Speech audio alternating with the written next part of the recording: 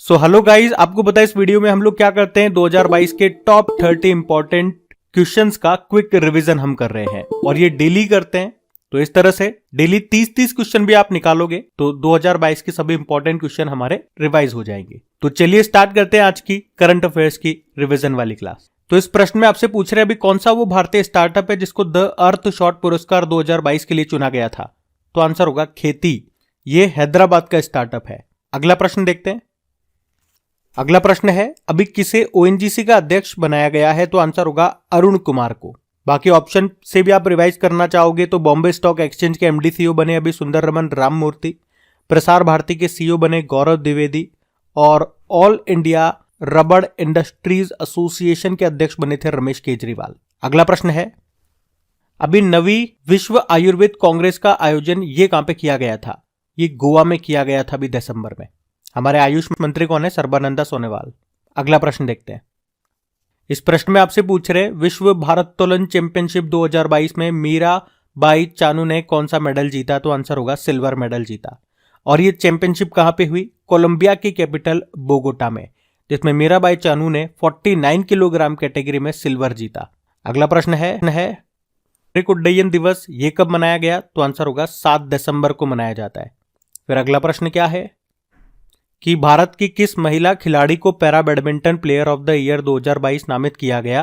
तो आंसर होगा मनीषा रामदास को। ये तमिलनाडु की पैरा बैडमिंटन प्लेयर हैं, इनका नाम याद रखना। अगला प्रश्न देखेंगे। अगला प्रश्न है कि ऑक्सफोर्ड के द्वारा वर्ष 2022 के लिए किसे वर्ड ऑफ द ईयर चुना गया है। तो आंसर होगा गॉबलिन मॉड को।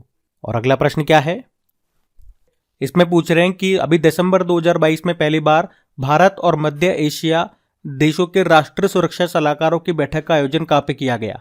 तो पहली बार हुआ ये कहां पे? नई दिल्ली में। और हमारे राष्ट्रीय सुरक्षा सलाहकार कौन है? अजीत डोभाल है। आप बताओ अभी हमारे उप राष्ट्रीय सुरक्षा सलाहकार यानी कि डेप्यूटी नेशनल सिक्योरिटी एडवाइजर कौन बन गए? ये आपका होमवर्क प्रश्न हो गया। और वैसे मध्य एशियाई देश मिड एशियन कंट्रीज कौन कौन से हैं? कजाकिस्तान, किर्गिस्तान, ताजिकिस्तान, उज्बेकिस्तान और तुर्कमेनिस्तान। फिर अगला प्रश्न क्या है कि अभी दिसंबर में बंगाल की खाड़ी में आने वाले चक्रवाती तूफान मंडोस, इसका नाम मंडोस है। आपसे यही पूछ रही है ये मंडोस नाम दिया किसने। तो आंसर होगा यूनाइटेड अरब अमीरात ने। इसका मतलब होता है खजाना। अगला प्रश्न देखते हैं।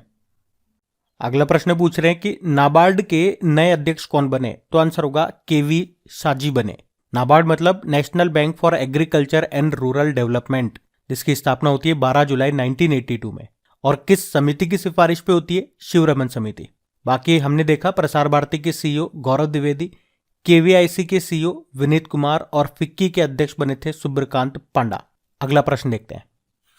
अगला प्रश्न पूछ रहे हैं अभी पेरू की पहली महिला राष्ट्रपति कौन बनी है। तो आंसर होगा डीना बोलुआर्टे। पेरू ये साउथ अमेरिकी देश है जिसकी कैपिटल होती है लीमा और करेंसी होती है सोल। अटाकामा का मरुस्थल आपने सुना होगा, सबसे शुष्कतम मरुस्थल है। ये कई बार प्रश्न एग्जाम में पूछा जाता है एज ए स्टैटिक, ये आपको यहीं पे मिलेगा। और पेरू और इसका पड़ोसी देश है बोलीविया, उसकी सीमा पर एक टीटीकाका लेक आपको मिलेगी। दुनिया की सबसे ऊंची नौगम्य झील है ये। वैसे आप जानते हो स्लोवेनिया की पहली महिला प्रेसिडेंट कौन है? नताशा मूसर है। और इटली की पहली महिला प्रधानमंत्री जॉर्जिया मेलोनी है। हंगरी की पहली महिला प्रेसिडेंट बनी थी कैटलिन नोवाक, ये भी ध्यान रखना। अगला प्रश्न देखते हैं। अगला प्रश्न है टाइम मैगजीन ने किसे पर्सन ऑफ द ईयर चुना अभी। तो आंसर होगा व्लादिमीर जेलेंस्की। जानते हो ना कौन है ये? यूक्रेन के राष्ट्रपति हैं व्लादिमीर जेलेंस्की। अगला प्रश्न देखते हैं। इसमें आपसे पूछ रहे हैं ईएजी पुरस्कार 2022 किस बैंक ने जीता। तो आंसर होगा बैंक ऑफ बड़ौदा ने। बैंक ऑफ बड़ौदा जिसका हेडक्वार्टर वडोदरा गुजरात में है। अध्यक्ष है हसमुख अधिया, एमडी सीईओ संजीव चड्डा है। टैगलाइन क्या होती है इसकी? India's international bank. आप जानते हो भी बंधन बैंक के ब्रांड एम्बेसडर बने थे Sourav Ganguly. Union bank of India की पहली महिला मैनेजिंग डायरेक्टर बनी थी ए मणिमेखलाई। और स्टेट बैंक ऑफ इंडिया ने उत्सव फिक्स्ड डिपॉजिट योजना शुरू की। तो यहां से भी आपने देखो रिवीजन ही किया ना। ऑप्शन को भी अगर हम कहीं कहीं ले रहे हैं तो जहां पे ले सकते हैं पॉसिबल है, मैं आपका वहां पे लेकर के उनका रिवीजन जरूर कराऊंगा। तो कहने को तो टॉप 30 क्वेश्चन है, लेकिन आप देखो जैसे इस क्वेश्चन में हमने 4 क्वेश्चन का रिवीजन कर लिया, तो आप देखोगे 10-12 मिनट में आप 40-50 क्वेश्चन का आराम से रिवीजन कर पा रहे हो। इसी बात पे बढ़ते हैं आगे। और वीडियो को देखो आपको लाइक जरूर करना है, मुझे आप लोग को बोलने की जरूरत नहीं पड़नी चाहिए। अगर आपको ये अच्छा लगता है तो ये आप अपनी जिम्मेदारी समझें, इसे आपको शेयर करना है। इस पर रेस्पॉन्स इतना नहीं आ रहा है, फिर भी मैं इसको कंटिन्यू कर रहा हूँ, मेहनत कर रहा हूँ। अब ये आपकी जिम्मेदारी है इसको ज्यादा से ज्यादा फैलाना, अपने दोस्तों तक तो फैलाओ कम से कम, तो शेयर करो और लाइक जरूर कर देना। अगला प्रश्न देखते हैं। अगला पूछ रहा है कि भारत के 77वें नंबर के शतरंज ग्रैंड मास्टर कौन बने, तो आंसर होगा आदित्य मित्तल बने थे। और ये है कहां से, ये मुंबई से है। फिर पूछ रहे हैं कि अभी वर्ल्ड बैंक की रिपोर्ट आई थी, उसके अनुसार 2022 में $100 अरब प्रेक्षण प्राप्त करने वाला, रेमिटेंस पाने वाला दुनिया का पहला देश कौन सा बना, तो आंसर होगा भारत। और इस रिपोर्ट का नाम क्या है, वर्ल्ड बैंक की इस रिपोर्ट का नाम migration and development brief. Remittance यानी कि प्रेक्षण तो आप समझते हो, जैसे कि आप फॉरेन में गए कमाने के लिए, वहां पैसा कमाया और भारत में अपने घर वालों को, अपने परिवार वालों को भेजा, तो आपने जो विदेश से कमा करके पैसा भारत लेकर के आए वही रेमिटेंस कहलाता है। अगला प्रश्न देखते हैं। अगला प्रश्न है, अभी फोर्ब्स ने एशिया की परमार्थ करने वाले नायकों की सूची जारी की, उसमें कितने भारतीयों को शामिल किया, 3 को। परमार्थ करने वालों से मतलब है दानवीर, जो दान करते हैं। तो पहले नंबर पे गौतम अडानी रहे, सेकंड पे शिव नादर जो HCL के फाउंडर हैं, और थर्ड पे है अशोक सूता।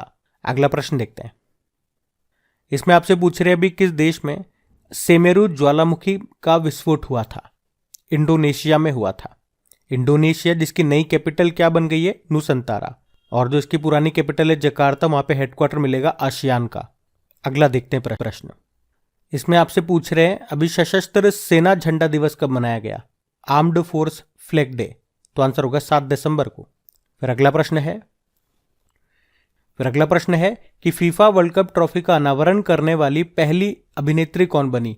आपके फीफा वर्ल्ड कप हुए थे अभी नवंबर दिसंबर में, कतर में हुए थे, जिसको अर्जेंटीना ने जीता था फ्रांस को हरा करके।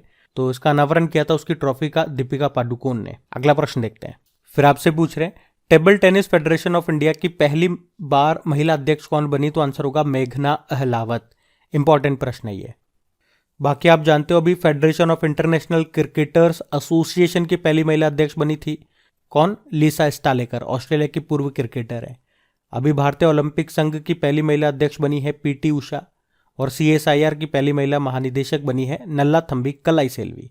और टेबल टेनिस से एक मुझे खिलाड़ी का नाम बता दो जिन्हें 2022 का मेजर ध्यानचंद खेल रत्न पुरस्कार मिला है, बताओ आप।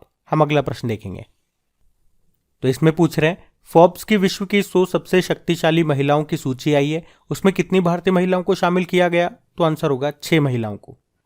और उन 6 में भी टॉप पर कौन है, निर्मला सीतारमण जो कि हमारी वित्त मंत्री है, फाइनेंस मिनिस्टर, वो इस लिस्ट में 36 नंबर पर है। और मैं आपको बता दूं ये लगातार 5वीं बार इस लिस्ट में शामिल हुई है निर्मला सीतारमण। बाकी 5 महिलाएं कौन है भारत से, एक है सेबी की पहली महिला अध्यक्ष माधवीपुरी बुच, एक सेल की अध्यक्ष हैं सोमा मंडल, एक बायोकॉन की अध्यक्ष हैं किरण मजूमदार शॉ, और एक नायका की CEO हैं फाल्गुनी नायर, और एक HCL की चेयरपर्सन है रोशनी नादर मल्होत्रा। और इस लिस्ट में टॉप पर कौन है ये भी जान लो, यूरोपीय आयोग की अध्यक्ष उर्सुला वॉन डेर लेयन, वो इस लिस्ट में टॉप पर है। अगला प्रश्न देखते हैं। फिर आपसे पूछ रहे हैं अभी अंतरराष्ट्रीय मैक एशिया सम्मेलन 2022 का आयोजन ये किस शहर में हुआ, तो आंसर होगा मुंबई में। अगला प्रश्न है, तो इस प्रश्न में आपसे पूछ रहे हैं कि दिसंबर 2022 में यूनिवर्सल हेल्थ कवरेज डे 2022 समारोह का आयोजन ये किस शहर में किया गया, तो आंसर होगा वाराणसी में। फिर अगला प्रश्न क्या है, फिर अगला प्रश्न है अभी जनजातीय मंत्रालय के द्वारा किस राज्य में 1 दिवसीय अबुआ बुगिन होदमो यानी कि हमारा बेहतर स्वास्थ्य शिविर आयोजन किया, तो आंसर होगा झारखंड में। और हमारे जनजातीय कार्य मंत्री कौन है, अर्जुन मुंडा हैं। अगला प्रश्न देखिए कि अभी 6 दिसंबर को भारत ने किस देश के साथ मैत्री दिवस मनाया, बांग्लादेश आंसर होगा इसका। तो गाइज ये था आज का आपका रिवीजन वाला सेशन, उम्मीद करूंगा अच्छा लगा होगा। अच्छा लगा तो एक बार चेक भी कर लो, वीडियो को लाइक तो कर दिया ना, और शेयर भी कर देना, शेयर करना मत भूलना। बस आज के लिए काफी है, थैंक यू।